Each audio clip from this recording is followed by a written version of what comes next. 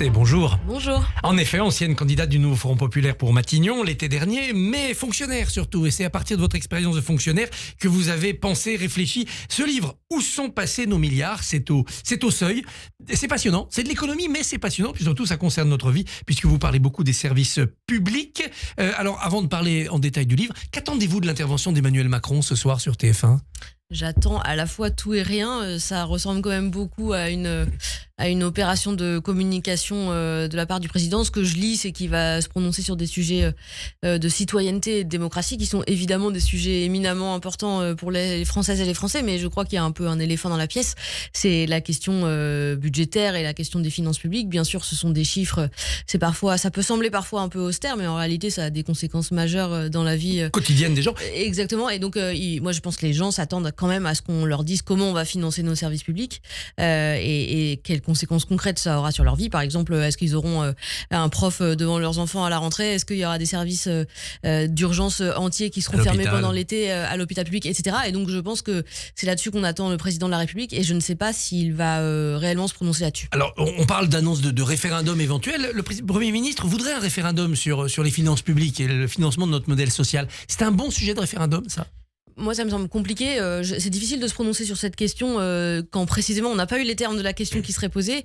J'ai l'impression que le Premier ministre n'a pas l'air prêt à poser la question en des termes complets, c'est-à-dire notamment la question de est-ce qu'on active le levier fiscal ou pas. Est-ce qu'on choisit de faire bouger les deux leviers, c'est-à-dire à la fois les dépenses et les recettes. Pour l'instant, j'ai l'impression que le Premier ministre souhaite agir uniquement sur les recettes, sur les dépenses et donc faire des économies de dépenses publiques. Ça me semble très problématique et je pense que les gens ont l'air intéressés. Il y a eu un sondage qui disait que 62% de la population française souhaitait se prononcer sur la question des finances publiques. Encore faut-il les laisser se prononcer complètement et pour l'instant, moi, ce que je vois, c'est qu'il semble pas y avoir de stratégie véritable pour s'attaquer à la question de nos finances publiques dans la justice sociale. Alors, votre livre, et ce que vous venez de dire l'illustre, est un livre politique. Vous le dites au début et à la fin. Au début, vous dites il faut convaincre que la gauche est en mesure de gagner. Puis à la fin, vous dites faut donner envie. Il faut aider les gens à imaginer un monde différent. Vous sentez la gauche sur la bonne route ? Oui, enfin en tout cas, j'essaie de contribuer à mon échelle. Ce que je pense qu'il faut absolument faire passer comme message, c'est l'histoire n'est pas terminée, les caisses ne sont pas vides. Oui, la situation des finances publiques est problématique et il faut s'y intéresser. C'est ce que je disais tout à l'heure sur la question du référendum qui est pensé par Monsieur Bayrou, dont on attend encore la formulation de la question. Mais vraiment de se dire, il n'y a pas de fatalité. Les milliards, on peut les trouver, on sait où les trouver, à la fois dans une rationalisation de certaines dépenses qui existent et aussi dans l'activation du levier fiscal, c'est-à-dire qu'on a aujourd'hui un système fiscal qui fonctionne mal, c'est-à-dire qui notamment est totalement inégalitaire en fin de distribution. Ça veut dire que à la fois les très grosses entreprises et les ménages très riches ne payent pas à proportion des revenus qu'ils génèrent.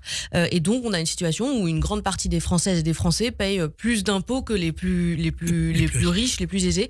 Et ça, c'est problématique, il faut le rétablir. Et si on le rétablit, on fera rentrer de l'argent dans les caisses d'une manière relativement indolore pour l'ensemble de la société. Vous le rappelez d'ailleurs, page 147, cette fameuse taxe Zuckman qui devient vraiment un élément du débat public. Ça rapporterait vraiment ? Oui, ça rapporterait. Les estimations, c'est entre 15 et 25 milliards d'euros par an, rien que pour la France. Et nous, on espère que ce sera une taxe qui sera mise en œuvre un peu partout dans le monde.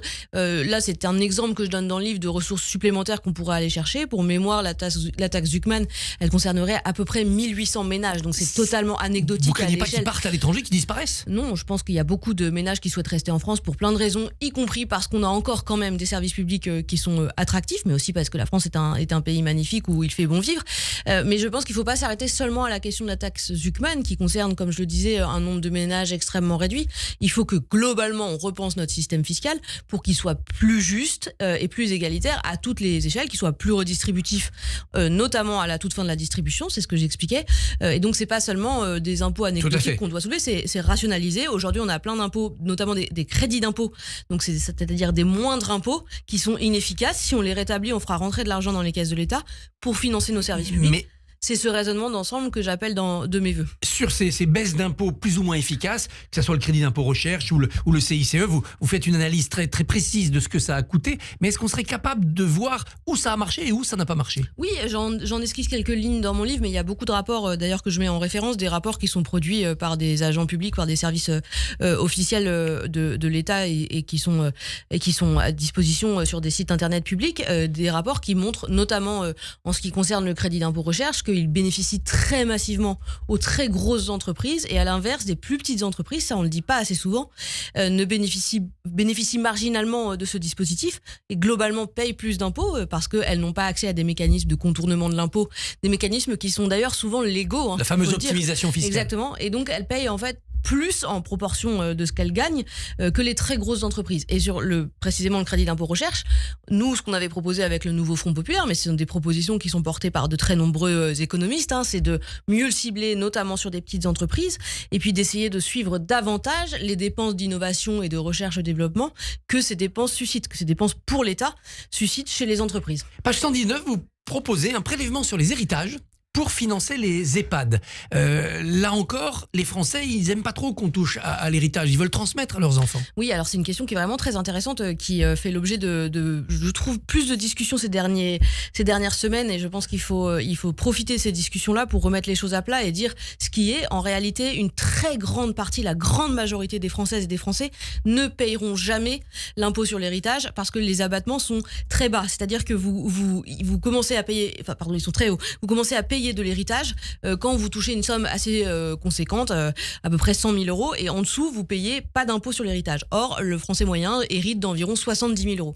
Et donc, quasiment personne ne paye d'impôt sur l'héritage, ce qu'on peut considérer comme problématique, mais en tout cas, c'est un fait. Et donc, la très grande majorité des gens ne payent pas d'impôt sur l'héritage. Et donc, la question, c'est pourquoi on est aussi inquiet du fait qu'on pourrait payer de l'impôt sur l'héritage alors qu'en majorité, on ne le paye pas.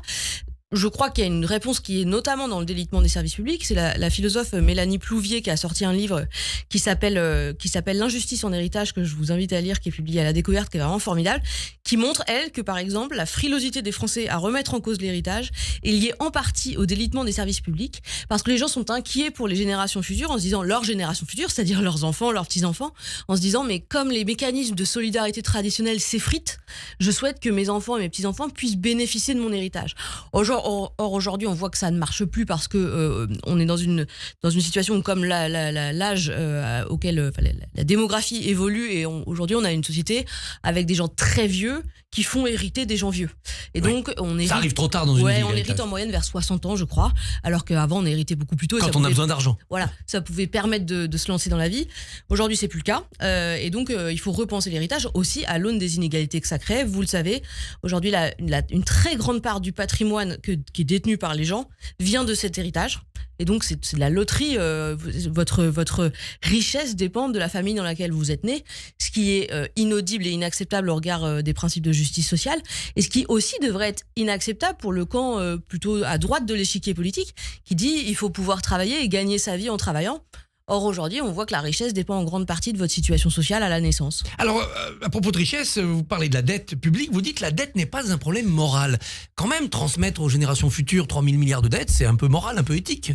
Non, ce qui est important, c'est qu'il y ait un partage de la charge intergénérationnelle. Mais moi, ça me semble important de se dire qu'il est normal dans une société qui fonctionne bien, qu'on ait des investissements qui soient réalisés dans un moment T, qui vont profiter aux générations futures, et que donc il est normal qu'une partie de ces générations-là continue, elle, à payer cette dette. Quand on fait des investissements majeurs en infrastructure pour permettre la transition écologique, c'est normal que ça soit fait par l'intermédiaire de la dette et que l'ensemble du coût ne soit pas supporté dans l'année où on fait la dépense. C'est un raisonnement économique logique. Ce que je veux dire, c'est qu'on ne peut pas traiter la question de l'endettement en bon père de famille, avec tous les guillemets qui s'imposent. C'est l'expression consacrée, qui n'existe plus, qui a été supprimée du Code civil, puisque c'est une expression relative. De 1804. Exactement, très datée, et donc c'est très bien qu'on l'ait supprimée. Et donc on peut pas considérer qu'un ménage fonctionne comme un État ou une entreprise, qu'on a un rapport de la dette qui est le même que celui qu'on a dans une famille ou dans une entreprise quand on travaille pour l'État ou quand on est l'État. Vous souhaitez faire confiance, qu'on fasse confiance aux agents publics. Vous voulez, pour les fonctionnaires, qu'ils soient des citoyens complets et non des fonctionnaires sujets, dites-vous. Est-ce qu'en échange, on ne devrait pas supprimer la garantie de l'emploi pour les fonctionnaires, pour que l'État leur dise c'est un contrat entre vous et nous, on vous fait confiance, mais si on considère que ça ne va pas, on se sépare de vous.